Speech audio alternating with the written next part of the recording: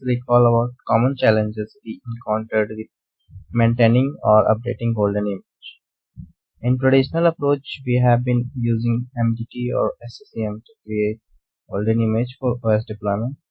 It required to update OS version with time to time whenever it is available, possibly in every 6 months, right? So for little change in the build requires to update the media, which is time taking process, at least 1 hour or so. It would be very tough for IT admin to maintain gold image with this process. Now coming to workflow of how Autopilot actually works. Basically it has three main entities. One is hardware vendor, another is users itself, and sometimes IT admin. So in a hardware vendor, they can upload hardware has for brand new devices, and which hardware has consist of hardware details like order ID, serial number, or model details. Then IT admin can create autopilot profile and upload hardware has for existing devices by creating CSV using PowerShell script. And the third one is users. So users just need to log in and wait for login screen.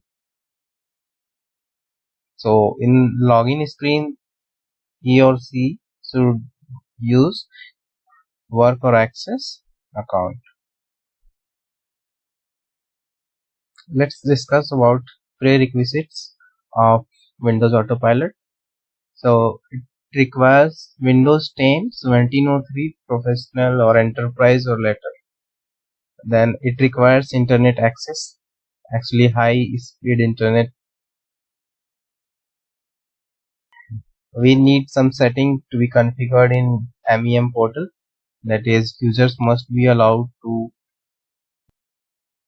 join devices into Azure AD. And third one is license requirement. So it requires EMS or M365. Here is how device ID looks like in CSV format. So we can get hardware ID details from vendor directly, or we can use PowerShell script to get the hardware details, or we can automate this by using order ID.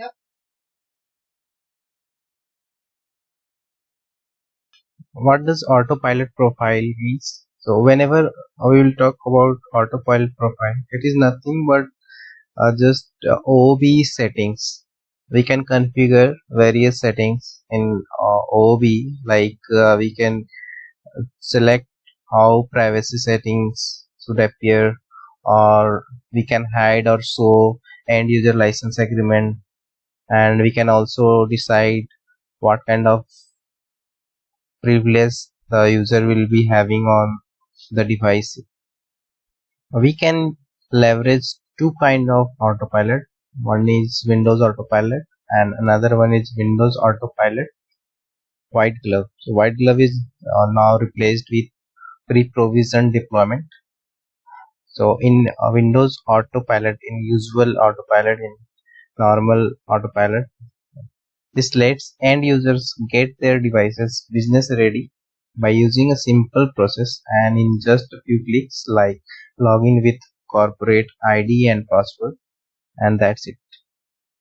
Wherein in Windows Autopilot for pre-provisioned deployment, it's with this provisioning process is split.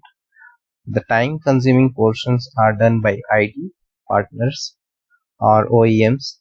The end user simply completes a few necessary settings and policies, and then they can begin using their device. For Windows Autopilot for provision deployment, it requires Windows version of 1903 minimum.